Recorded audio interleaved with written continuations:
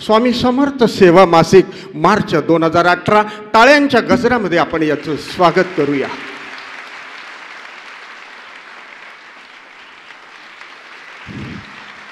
जानेवारी 2018 हिंदी त्रैमासिक परमपूज्य गुरुमाऊली लोकार्पण करतायत।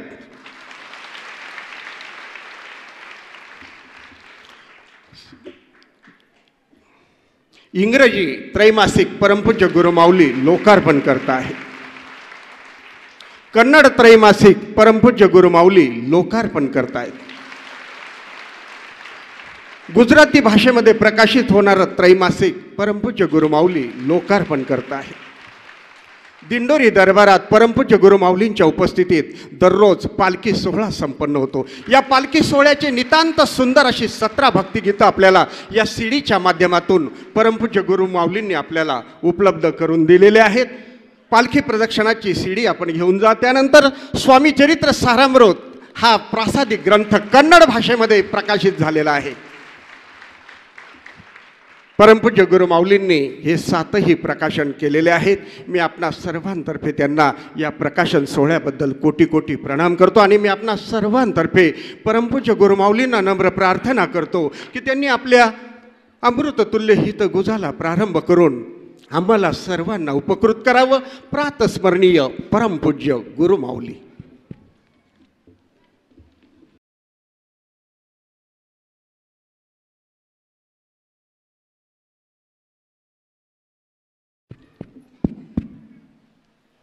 समर्थ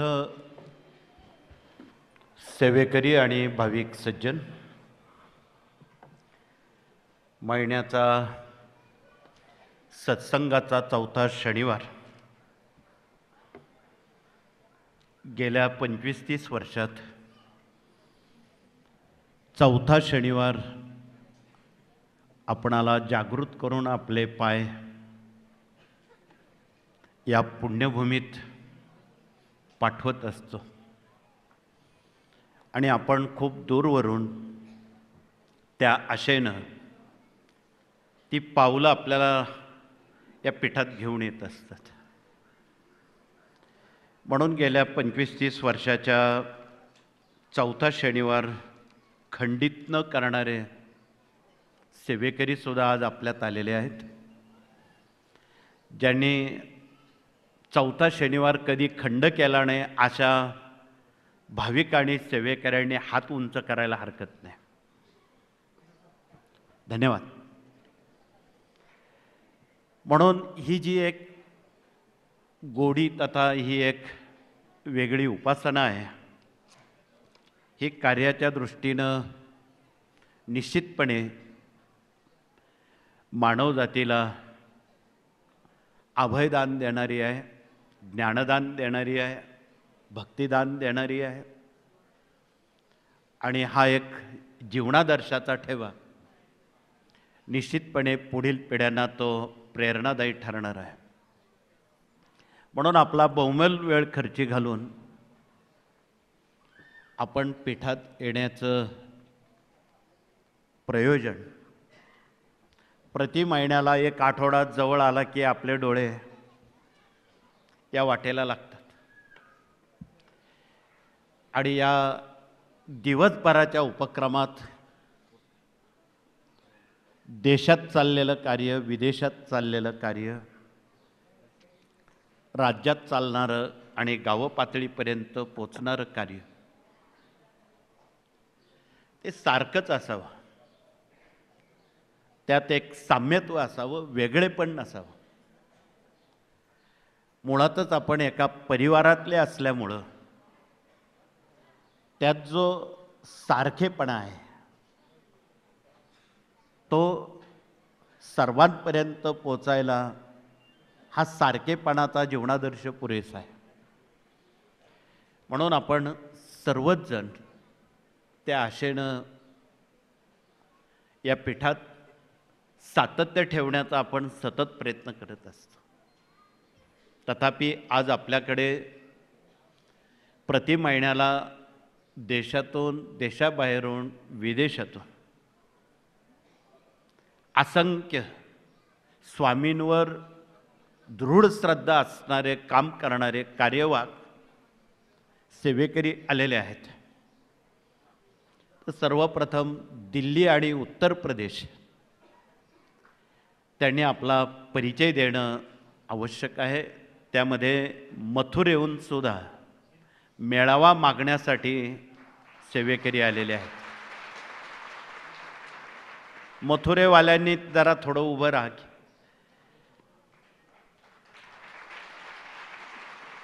पुढे मथुरेला यायचं किंवा काय तो आपल्या सर्वांनी त्यांना कशी दाद द्यायची किंवा कसं यायचं, यापूर्वीच आपण रामेश्वरला जाऊन आलात, त्यामुळं फार ताबडतोब जाणं आपणाला आर्थिकदृष्ट्या उचित नाही. परंतु उचित प्रसंगी वर्षातून एकदा तरी या मोठ्या सोहळ्यांना जाण्याची आपणाला निश्चितपणे संधी मिळते. त्याचा लाभ उद्याच्या भविष्यकाळात मथुरेत आपणाला घेता येईल. मथुरा कशानं प्रसिद्ध आहे, कोणामुळं प्रसिद्ध आहे हे सांगायला नको, आपणाला सर्वांना ज्ञात आहे. आणि अजूनही प्रसिद्ध असणाऱ्या ज्या पाऊलखुणा आहेत त्या अजून तशाच आहेत. त्यालाच मथुरा म्हणतात. म्हणून या साऱ्या बाबी ऐतिहासिक, सांस्कृतिक, सामाजिक, आध्यात्मिक या सर्व गुणांवर निश्चितपणे प्रकाश टाकणाऱ्या या सर्व बाबी आहेत. आणि त्या दृष्टीनं आपणाला बाहेरच्या भ्रमंतीतून रामेश्वरला गेल्यावर काय शिकलो, काय शिकायचं आहे, दक्षिण भारतात शिकण्याजोग्या काय काय बाबी आहे, याचाही आपण अभ्यासक म्हणून आपण जाऊन आलेला आहात. इथे रामेश्वरची एक बाब आपणासमोर मांडलेली आहे. रामसेतू पूल कसा बांधला हा एक ऐतिहासिक, आध्यात्मिक, सामाजिक क्षण जो आहे त्याची इथे त्या दगडांची प्रतिकृती आणलेली आहे. आमच्या एका प्रतिनिधीनं ते दगड पाण्यात बुडत नाहीत, ते तरंगतात, म्हणून तो पूल लवकर तयार झाला असा शास्त्रांचा आधार आहे. म्हणून ते पाण्यात दगड टाकतायत. तो दगड पाण्यात बुडत नाही बघा. मग या दगडांचा शोध आणि या दगडांचा वापर प्रभू रामचंद्रांनी लंकेत जाण्यासाठी का करावा हा एक संशोधनाचा विभाग आहे. परंतु त्याच्या विरोधात ही एक पांढरीची काठी आहे, ही आपण बुडवून दाखवणार आहोत. लाकूड पाण्यात कधीच बुडत नाही आणि दगड पाण्यात कधी तरंगत नाही. या विरोधाभास असणाऱ्या दोन्ही बाजू आपण इथे समजून घेणार आहात. ही काठी बुडून पहा. दगड पाण्यात तरतो आणि काठी पाण्यात बुडते. मोठ्या याच्यात त्यात नाही बुडणार. मोठ्या भांड्यात टाका दगडासोबत टाका ना. टाका दगडासोबत. दाखवा सगळ्यांना.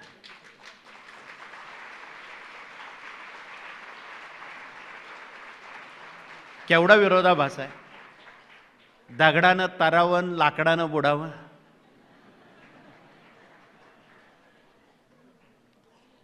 परंतु यामध्ये जे काही गुण आहेत, गुणसूत्र आहेत, त्यालाच विज्ञान म्हणतात. आणि या गुणसूत्राचा अभ्यास अध्यात्माशी कसा जुळता असावा याला अध्यात्म म्हणतात. म्हणून या साऱ्या बाबी अत्यंत डोळसपणे विज्ञानात शिकणारे जे विद्यार्थी आहेत त्यांना हे शिकण्यासाठी पुरेसं ज्ञान आहे. म्हणून आपणाला कळकळीचं निवेदन आहे की या कार्यातून विज्ञान आणि अध्यात्म याची सांगड कशी घालावी याचं हे प्रात्यक्षिक आपणासमोर ठेवलेलं आहे. म्हणून आपण उत्तर भारतात का जायचं, कशासाठी जायचं, रामेश्वरला का जाऊन आलो, याची उत्तरं अशा या गुणसूत्रात आहेत. आणि आपण जायचं आहे तर अभ्यासक म्हणून जावं, पर्यटक म्हणून नाही. या देशातली सारी तीर्थस्थानं या पर्यटकांनी घाणेरडी केलेली आहेत.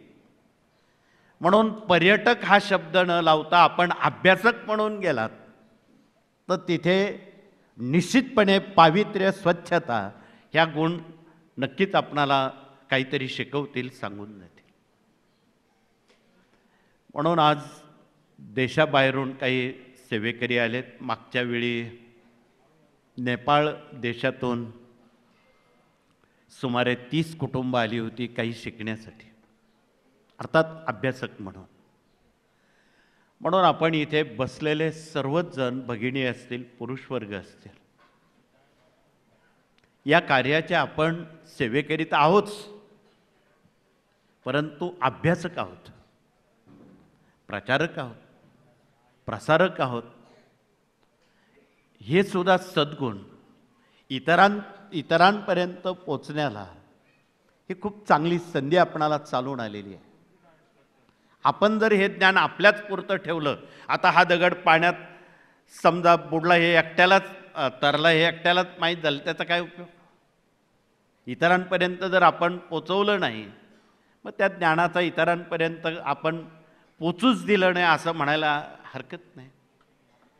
म्हणून जे जे ज्ञान आपणाला ठाऊक आहे ते ज्ञान इतरांपर्यंत पोचवणं हा मानवी धर्म आहे. म्हणून या कार्यातून छोट्या मोठ्या बाबी असतील त्या जनतेपर्यंत पोचवणं, याला सेवेकरी म्हणतात. म्हणून आपण सेवेकरी व्हायचं असेल तर हे सारं ज्ञान जनतेपर्यंत, मानवजातीपर्यंत आपणाला पोचवलं तर आपण सेवेकरी म्हणून शोभून काम करणारे आहात. म्हणून या भावनेनं आपण प्रत्येक महिन्याच्या 4थ्या शनिवारी येऊन या कार्याचा ओळख परिचय अनभिज्ञ लोकांपर्यंत पोचणं काळाची गरज आहे. ज्यांना अजिबात ठाऊक नाही स्वामींचं कार्य काय आहे, कसं चालतंय, का चालतंय, कुठे चालतंय, कोण चालवतंय, या साऱ्या बाबींचा ओळख परिचय नवख्या भाविकांपर्यंत पोचवणं ही आपली नैतिक जबाबदारी आहे. स्वामींच्या अवतार कार्याविषयी आपणा सर्वांना लिखित स्वरूपात या सगळ्या बाबी ठाऊक आहेत की 1049 साली पृथ्वी दुभंगून 8 वर्षाची बालक मूर्ती या देशात स्वामीमय करण्यासाठी तिला प्रकटीकरण करावं लागलं.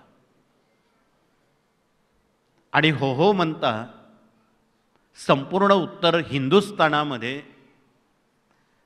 पंजाब प्रांतात त्यांना कडक बाबा हे नाव लोकांनी धारण केलं. अर्थात ते कधी एका जागेवर थांबले नाही. ईशान्य भारतात त्यांना चंचल भारती म्हणून लोक संबोधू लागले. दक्षिण भारतात आनंद भारती म्हणून लोक त्यांना बोलू लागले. आणि स्वामी ज्यावेळी महाराष्ट्रात 1818ला आले, त्यावेळी महाराष्ट्रवासियांनी स्वामींचं नाव श्री स्वामी समर्थ हे ठेवलं. ही सारी नावं लोकांनी ठेवलेली आहे, का ठेवली माहीत नाही.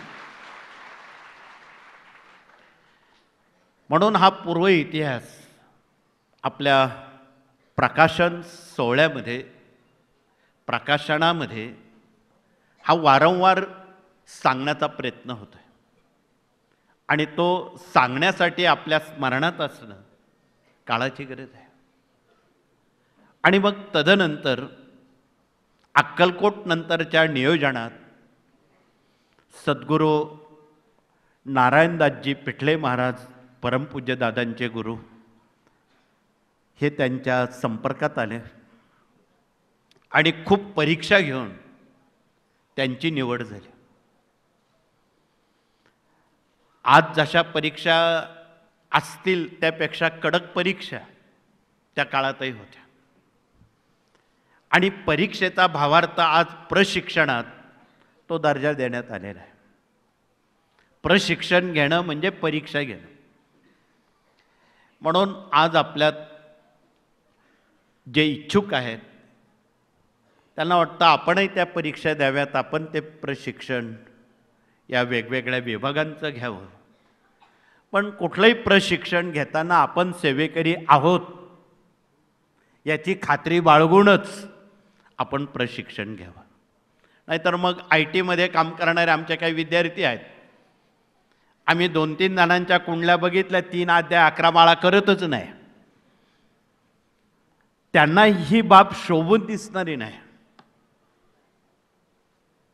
म्हणून कोण किती उच्च पदस्थ शिक्षणात दर्जा असेल, पण त्याचा जर स्वामींशी सेवेशी संबंध नसेल तर ती पदवी त्याला शोभून दिसत नाही. म्हणून या आशयानं या कार्यात अंतर्गत जे विविध विभाग आहेत त्या विभागाकडे पोचताना आधी आपल्या मनाजीरावांपर्यंत आपण पोचावं. आपण खरंच 3 अध्याय वाचतो का? 11 माळा जप करतो का? पंचमहायज्ञ करतो का? हे आधी आपल्या मनाला विचारावं, लोकांनी विचारण्यापेक्षा. मग प्रशिक्षण घ्यावीत. कुठलंही प्रशिक्षण असो, मूल्य प्रशिक्षण असो, गर्भसंस्कार प्रशिक्षण असो, कृषीचं असो, प्रश्न उत्तराचा असो, स्थापत्याचा असो, कायद्यांचा असो, 16 पैकी कुठलेही असो, या सर्व प्रशिक्षण देणारे आणि प्रशिक्षण घेणारे यांचा समन्वय मनाशी साधताना स्वामी सेवा हे केंद्रबिंदू अंतःकरणापर्यंत पोचणं आवश्यक आहे. तर ते प्रशिक्षण घेणं उचित आहे. म्हणून आपण त्या हिशोबानं आणि त्या श्रद्धेनं स्वामींपर्यंत पोचत असतो. म्हणून या सर्व प्रशासकीय कार्यप्रणालीतून आपणाला हे जनतेपर्यंत पोचवायचं आहे. आणि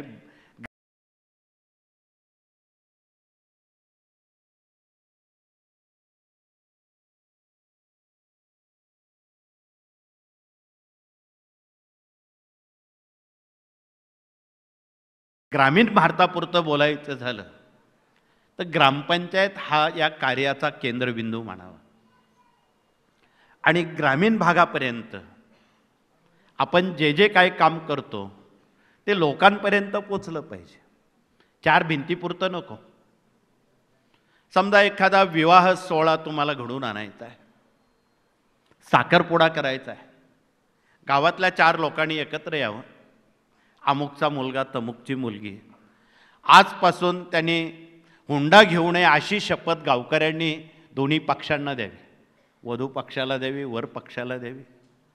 आणि आम्ही सामुदायिक विवाह बिना हुंड्यानं, बिना सोन्या नाण्यानं, अति अल्प खर्चानं, कुठलेही मान पान सन्मान अपमान कोणाचा न करता हा जर पायंडा गावकऱ्यांनी घातला तर गावागावात असे विवाह मोठ्या प्रमाणात सुरू होतील आणि अप्रिय घटना टळतील. या पार्श्वभूमीवर कालच नाशिक जिल्ह्यातले सगळे जिल्हा न्यायाधीश लोक आले. ते म्हणे आपल्याला त्र्यंबक किंवा दिंडोरीला एक प्रशिक्षण शिबिर कायद्याचं घ्यायचं म्हणे. आणि त्यातल्या त्यात पहिलं प्राधान्य सेवेकरी आणि भाविक परिवाराला देतो म्हणे. कोणतं? ज्या सेवेकऱ्यांच्या कोर्टात केसेस आहेत, कुठल्याही दिवाणी असो, फौजदारी असो, आणखी कुठल्या असो, त्या एकाच भेटीमध्ये निकाली काढायच्या, त्यांनी परत कोर्टात यायचं नाही. पण संबंधित मध्यस्थ वकील लोक काय करतात, ही केस मिटवू नये, जास्तीत जास्त दिवस केस चालावी, आम्हाला पैसे मिळावेत, असा वकील वर्गाचा नेहमी उद्देश असतो. इथे कोणी वकील आले असतील कृपया गैरसमज करून घेऊ नका. इथे वकील लोक कोण कोण आले त्यांनी उभं राहा.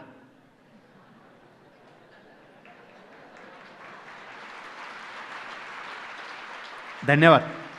पण हे जर खोटं असेल, हे वाक्य जर खोटं असेल, त्यांनी तोपर्यंत बसू नये, उभं राहा तोपर्यंत. हे म्हणणं जर सत्य असेल तर मग तुम्ही बसू शकता.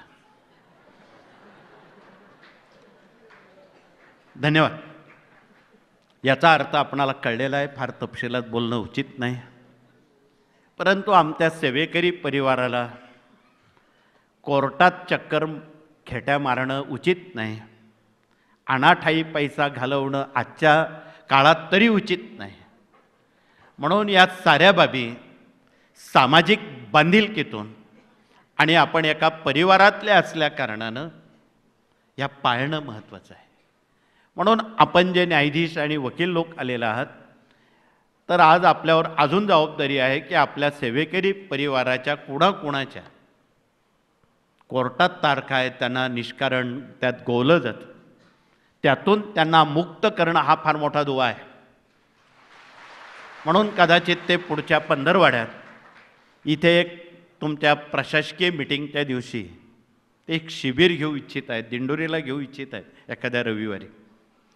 ज्या सेवेकऱ्यांच्या राज्यात कुठल्याही कोर्टात केसेस असतील त्यांनी त्या दिवशी अगत्याचं बिना निमंत्रणानं इथं यायचं आहे, कागदपत्र घेऊन. म्हणजे एका चक्रामध्ये त्यांचा वेळ वाया न जाता जीवनात त्या वेळेचं सोनं करता यावं, चांगल्या कामाला वेळ देता यावा, हा त्याचा मागचा अर्थ आहे, बाकी काही नाही. म्हणून या कार्यातून खरं तर हा आध्यात्मिक जरी मार्ग असला, पण त्याचं जर आपण सिंहावलोकन केलं, खरं तर आपण 20% आध्यात्मिक आहोत. 20च, 100 नाही. आम्ही ते कबूल करतो. आपण सारे लोक 20% फक्त अध्यात्मात कर्मकांडाकडे वळतो. 80% सामाजिक बांधिलकी जोडण्याचं काम आपण करत आहात, याचा विसर पडू देऊ नये. म्हणून 80% सामाजिक बांधिलकी जर आपण पत्करली, स्वीकारली, तर या देशामध्ये रामराज्य यायला फार वेळ लागणार नाही. रामराज्य म्हणजे काय? माणुसकीची संस्कृती जोपासणं, याला रामराज्य म्हणतात. म्हणून आपणाला कळकळीचं निवेदन आहे की या देशात परत माणुसकी शास्त्र, आपली मानसिकता बदलणं काळाची गरज. म्हणून त्याचं जीवनाचं जे प्रशिक्षण आहे त्याला सेवेकऱ्यांचं ग्राम अभियान म्हटलेलं आहे. इथे आज आपल्या देशाबाहेरून आलेल्यांपैकी इथे दुबईचे आमचे प्रतिनिधी आलेले आहेत, खास तुम्हाला मेळावा घेण्यासाठी सांगायला आलेले दुबईमध्ये. धन्यवाद. म्हणून इथे शेजारी आलिमभाई बसलेले आहेत. आलिमभाईंवरती जबाबदारी दिलेली आहे की अरब कंट्री आणि दुबईमध्ये आपल्या साऱ्या लोकांना नेण्याचं काम, मुसलमान भाविक जेवढे आहेत, जेवढे मौलवी आहेत, त्यांना सांभाळून त्यांना नेण्याचं काम आमच्या आलिमभाईंवर आहे. म्हणजे आत्ताच जबाबदारी ती पक्की केलेली आहे. धन्यवाद. या साऱ्या बाबी सामाजिक बांधिलकीशी जुडल्या जाणाऱ्या आहेत. म्हणून आपण स्वामी चरित्रातली एक ओवी आहे, आम्ही आहो स्वामी भक्त, मिरू नये लोकात. हा शब्द पुरेसा आहे. म्हणून आपण सर्वांसाठीच आहोत. आपल्यामध्ये कुठलाही मीपणा, अहंकार हा जर वजा केला तर आपण स्वामींच्या चरणापर्यंत पोचतो. त्यासाठी आज सर्व खटाटो. आज आपल्यामध्ये उत्तर प्रदेशसह मध्य प्रदेशातून काही सेवेकरी आलेले आहेत. त्यांनी आपला परिचय द्यायचा आहे, कारण मे महिन्यात रावेर आणि बऱ्हाणपूर या सरहद्दीवर विशेष मेळावा घेण्याचं आयोजन रावेरकरांनी केलेलं आहे. म्हणून त्यांनी दोन्ही राज्याच्या वतीनं आपला परिचय देणं अगत्याचं आहे. किती तारीख दिलेली आहे तुम्हाला? 8 मे तारीख दिलेली आहे. म्हणून ती मला सांगण्यापेक्षा सेवेकऱ्यांना सांगा ना.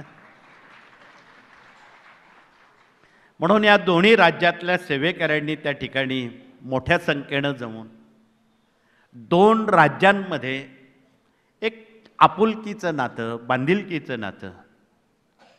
कर्नाटकसारखं सीमावाद नको व्हायला, मध्य प्रदेशचा अजून कुठला सीमावाद नाही. म्हणून त्या दृष्टीनं हा एक सौख्याचा भाग, भारत देशाच्या अंतर्गत राज्यात असणारा हा एक माणुसकीचा भाग या निमित्तानं जोडण्याला ही संधी मिळते. पाठोपाठ दक्षिणेतल्या काही राज्यातली सेवेकरी आलेली आहे. गोवा आहे, कर्नाटक आहे, त्यांनी उभं राहून आपला परिचय द्यावा. धन्यवाद.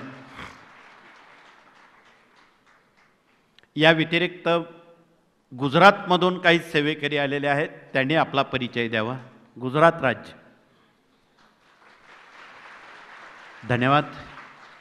अजून बाहेरचं कुठलं राज्य आलं आहे त्यांनी मला माहीत नाही, त्यांनी सांगावं.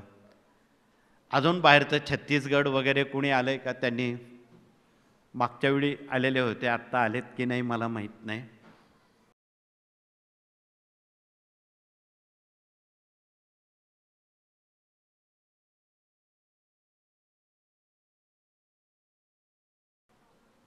तथापि महाराष्ट्र राज्याच्या सर्वच जिल्ह्यातून आपण प्रातिनिधिक स्वरूपात आपण आलेला आहात. त्यामध्ये मराठवाड्याकडे वळताना लातूर जिल्ह्यातून आलेल्या सेवेकऱ्यांनी आपला परिचय द्यावा. धन्यवाद. शेजारी नांदेड जिल्हा आहे, त्या जिल्ह्यातून आलेल्या सेवेकऱ्यांनी आपला परिचय द्यावा. जिल्हा नांदेड. धन्यवाद. हिंगोली जिल्ह्यातून आलेल्या सेवेकऱ्यांनी आपला परिचय द्यावा. जिल्हा हिंगोली.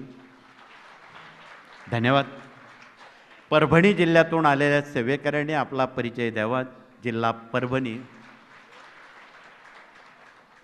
बीड जिल्ह्यातून आलेल्या सेवेकऱ्यांनी आपला परिचय द्यावा. जिल्हा बीड.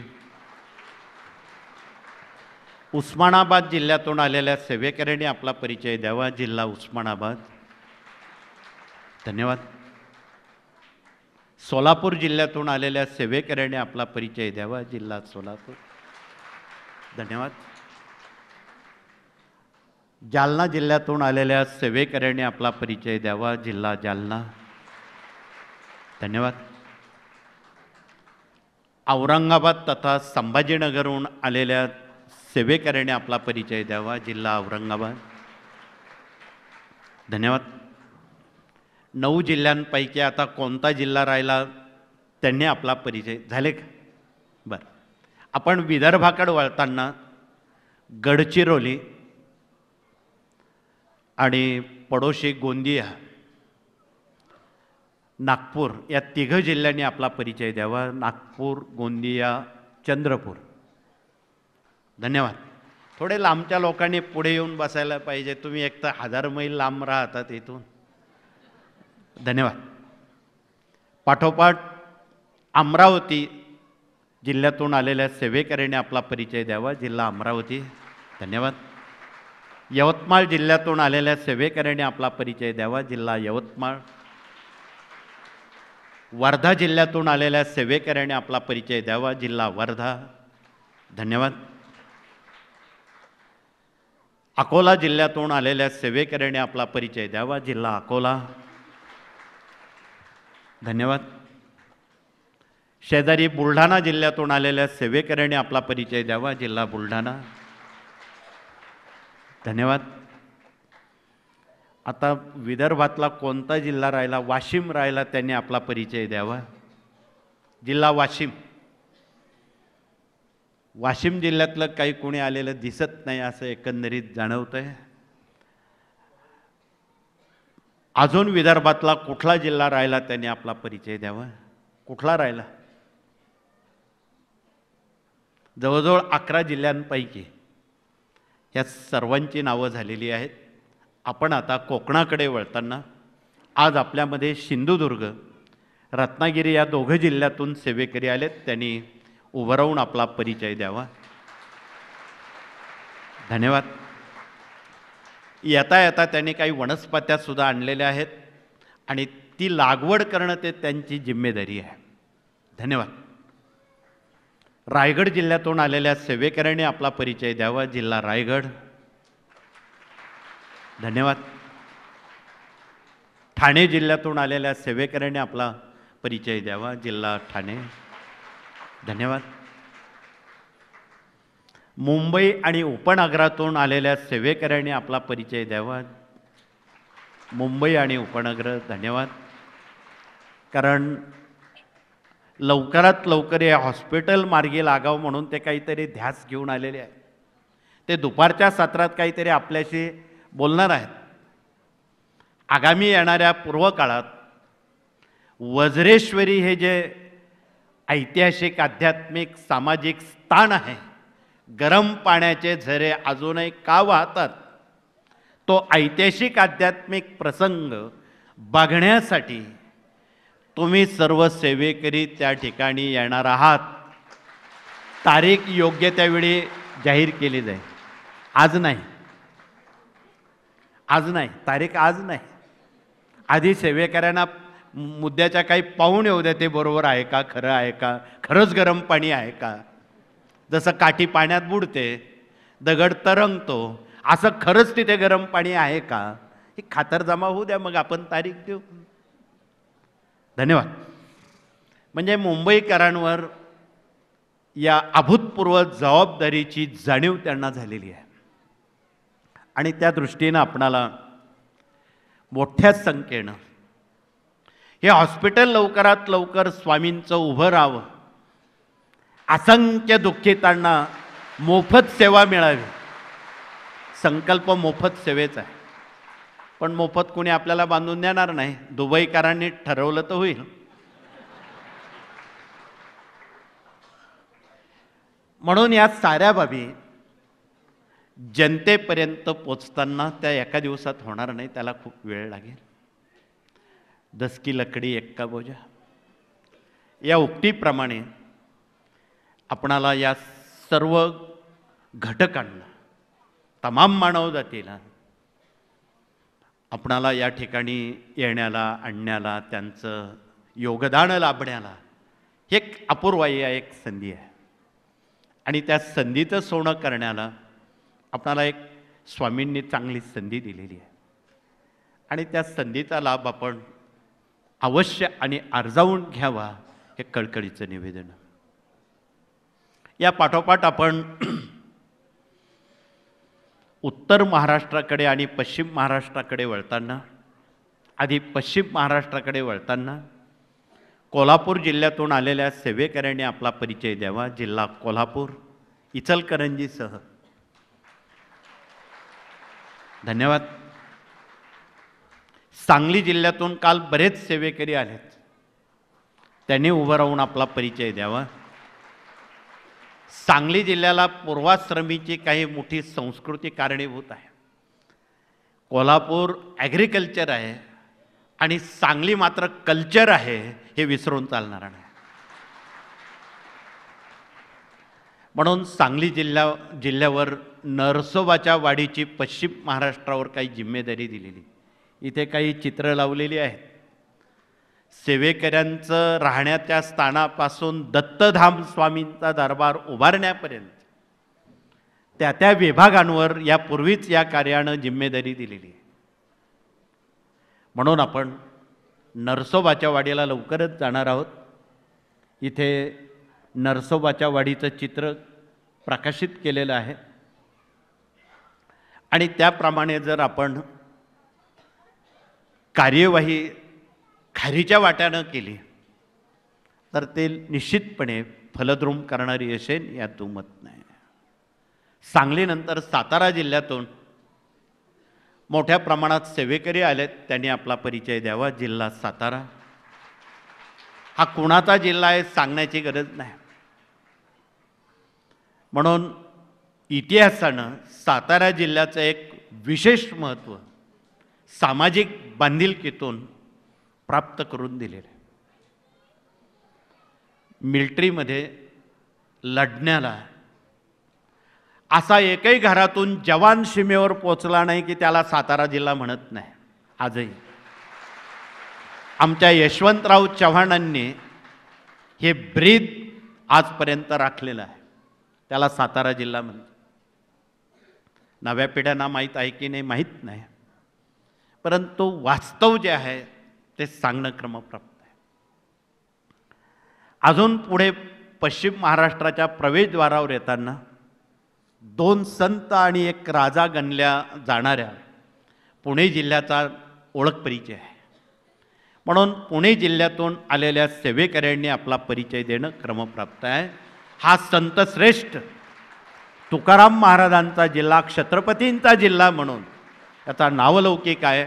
आणि कालच्या महिन्यात आपण बेल्ह्याला, जिथे रेड्याची समाधी आहे, त्या ठिकाणी तुम्ही सर्वजण मोठ्या संख्येनं त्या सत्संगाला हजर होता. धन्यवाद.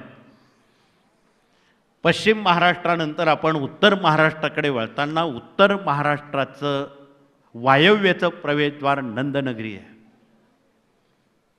तिला नंदुरबार म्हणतात, शिरीष कुमारांची नगरी. नंदुरबार जिल्ह्यातून आलेल्या सेवेकऱ्यांनी आपला परिचय देणं स्वाभाविक आहे. धन्यवाद. आणि येणाऱ्या मे महिन्यामध्ये नंदनगरीत तथा नंदुरबार जिल्ह्यात सत्संग मेळाव्याचं आयोजन केलेलं आहे. तारीख किती आहे? 19 मे आहे. हा सांगत चाला बरं का, तुम्ही विसरून जा. 19 मेला नंदनगरी जिल्ह्यात सत्संगाचं आयोजन केलेलं आहे. म्हणून आपण आपल्या डायरीमध्ये ही तारीख नोंद करून ठेवावी. आणि बिना निमंत्रणानं जो जातो त्याला सेवेकरी म्हणतात. निमंत्रण दिल्यानं जातो तो सेवेकरी नाही, हे आपण आपल्या माइंडमध्ये, मनामध्ये पक्क करून ठेवावं. म्हणून त्या दृष्टीनं लग्नाला जर पत्रिका नसली तर कोणी जात नाही. आता त्या पत्रिकात बंद करून टाकल्या म्हणजे सगळ्यांनाच जावं लागेल. म्हणून ही जी निमंत्रणं आहे, ज्यामध्ये अहंकार, मोठेपणा जन्म घेतो, त्याच बाबी आपण वगळून टाकाव्या. असोत.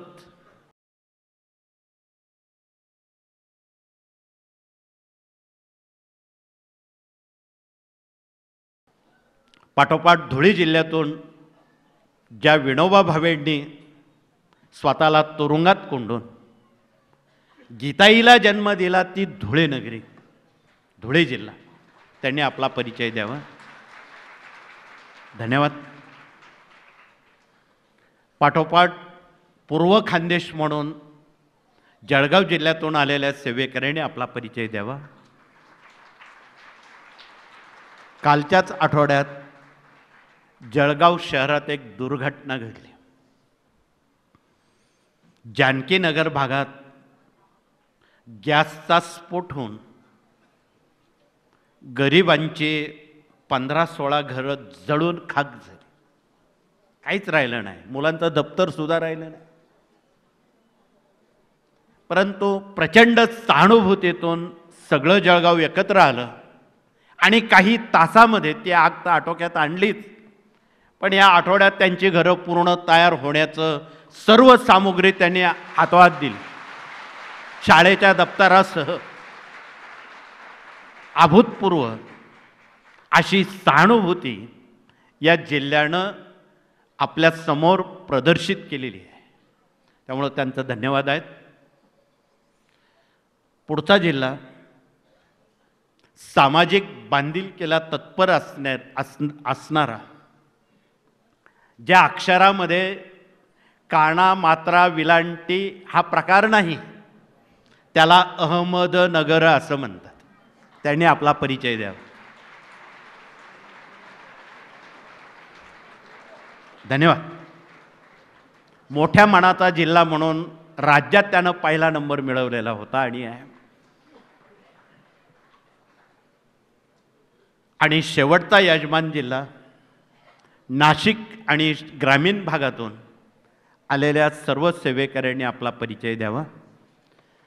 याला यजमान जिल्हा म्हणतात की जिथे जे काही काम अपूर्ण आहे, कुठे कचरा पडला असेल, कुठे कुणाला वाढलं गेलं नसेल, कुणाला पाणी देण्यात आलं नसेल, ती कामं पडद्याआड करणं, त्याला यजमान जिल्हा म्हणतात. या प्रतिनिधींनी आपला परिचय दिलेला आहे. धन्यवाद. म्हणून अशा पद्धतीत सामुदायिक बांधिलकी, याला बांधिलकी म्हणतात, अशा या बांधिलकीतून आपला वेळ खर्ची घालून आपण या सत्संगाला आलेला आहात. आणि या सत्संगातून एकत्र येऊन काय करायचं, कोणतं काम करायचं, कसं करायचं, हा महत्त्वाचा मुद्दा आहे. म्हणून त्याची विभागणी करताना पहिलं काम आहे नवी पिढी सेवेकरी बनवणं. निर्व्यसनी बनवणं, आदर्श नागरिक बनवणं, मूल्यसंस्कार सातत्यानं त्यांच्या मनापर्यंत पोचवणं. त्या विभागात काम करणारे गुरुजन प्रतिनिधी आलेले आहेत मूल्य शिक्षणात, त्यांनी परिचय द्यावा.